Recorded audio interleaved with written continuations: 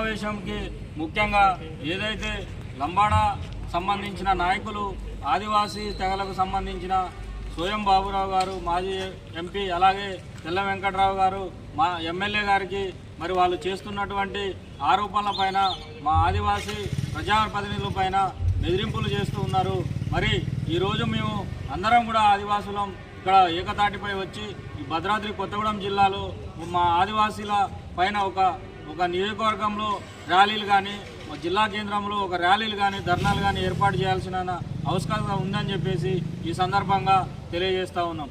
అలాగే మా నాయకులను దూషించడం, మా నాయకుల పైన మరి ఇది విపరీతంగా మరి భూషణలు మాట్లాడుతూ చేస్తున్నటువంటి ఏదైతే ఈ అభాండాలు వేస్తున్నారో వాటిని మేము తీవ్రంగా ఖండిస్తూ ఉన్నాం. మరి సుప్రీంకోర్టులో మా యొక్క ఎమ్మెల్యే కానీ మాజీ ఎంపీ గారు కానీ కేసు వేయడం జరిగింది.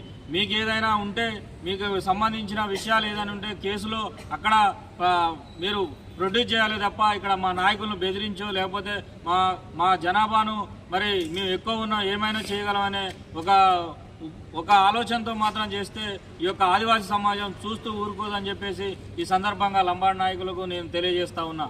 అట్లాగే ఈ కొత్తగూడెంలో మరి త్వరలో పెద్ద ర్యాలీని తీయడానికి కూడా ఈ యొక్క ఆదివాసీ అన్ని సంఘాల ఆధ్వర్యంలో కొత్తగూడెం జిల్లా కేంద్రంలో పెద్ద ర్యాలీ చేయడానికి మరి సంఘాలన్నీ కూడా మద్దతుగా ఈరోజు రావడం జరిగింది. త్వరలో మరి ఏదైతే ఉందో మీరు చేస్తున్నటువంటి ఈ యొక్క మాటలు కానీ, మరి మీరు చేస్తున్నటువంటి మా ఆదివాసీ నాయకుల బెదిరింపులు కానీ మానుకోవాలని చెప్పేసి ఈ సందర్భంగా నేను హెచ్చరిక జారీ చేస్తున్నా. జై ఆదివాసీ, జై ఆదివాసీ. రాదన్న మాట్లాడు.